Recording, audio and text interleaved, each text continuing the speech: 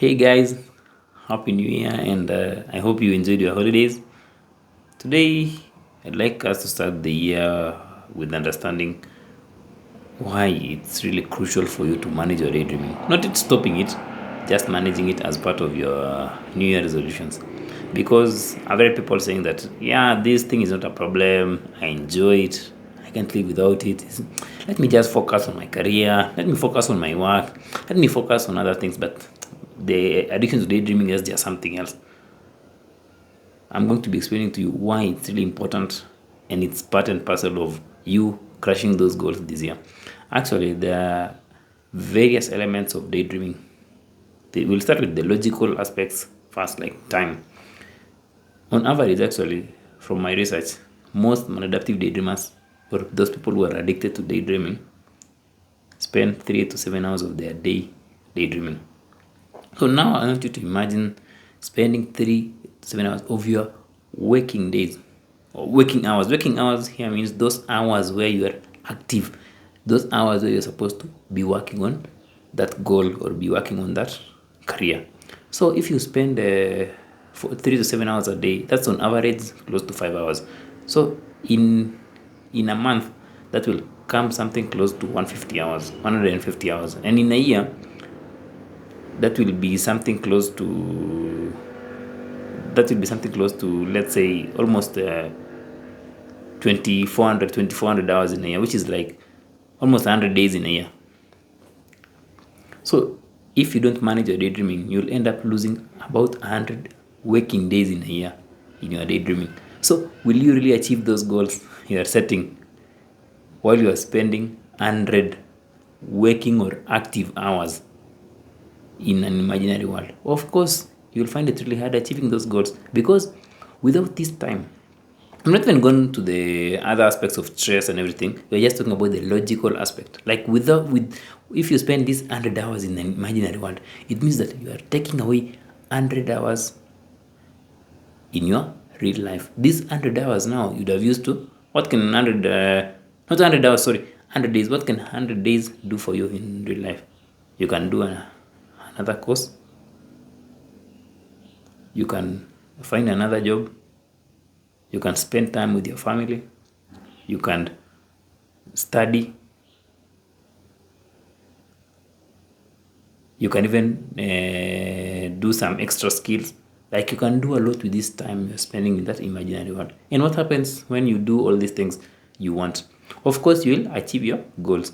But if you do an extra skill, you'll be more marketable or you'll find better opportunities. Or even if you have time to apply for, you'll apply for roles, you look for a better school, you look for a better job, like you'll just have the time to do it. But if you keep spending 3 to 7 hours a day in that imaginary world and then saying that it's not a problem, then slowly by slowly you are taking away your life, and that's why you will not really achieve those new year resolutions like 2024 goals, 2024 dreams without managing your daydreaming. It's not about stopping it, we're talking about managing it. Managing it, I know people are afraid of stopping it because they feel that it's something they enjoy. No, we're talking about managing it, like taking back control. Instead of doing it for 3 to 7 hours a day, you have control over it. You can choose to do it or choose not to do it. That's what therapy is all about. It's all about giving you choice and control of those behaviors in your life, because daydreaming in itself is a normal behavior, but the uncontrollable aspect now is what becomes abnormal. So if you really want to work on those goals, if you really want to achieve those dreams this year, if you really want to live a more peaceful and more happier life this year, it's time to just accept it and acknowledge that your addiction to daydreaming will not help you get there. You may think it's helping you because it's giving you a form of relaxation, especially when you're starting, but it's taking away a lot of time from your life. So just ask yourself this: how far will you go if your year is 200 260 days or 65 days, like because you've lost 100 days, and that's waking days to daydreaming just on average. So how far will you go? Of course, someone else who has 365 days will go further. So don't start the year knowing that you will lose 100 days. Instead, start the year by looking for solutions to manage your daydreaming. Now, I want you to imagine yourself like having managed this daydreaming, and you're starting, let's say by the end of January, you've managed the daydreaming. You'll have saved yourself 100 days. What will you do with those 100 days? Of course, you'll make a lot of money.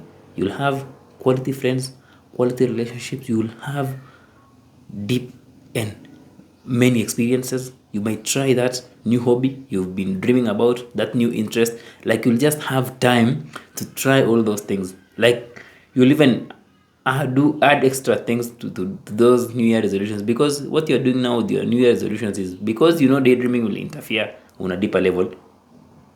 You are even eliminating some things you want to do. But once you start managing your daydreaming, which of course is by dealing with underlying issues, you'll add extra things to your to-do list or to your bucket list. So guys, you are managing your daydreaming, you are not stopping it.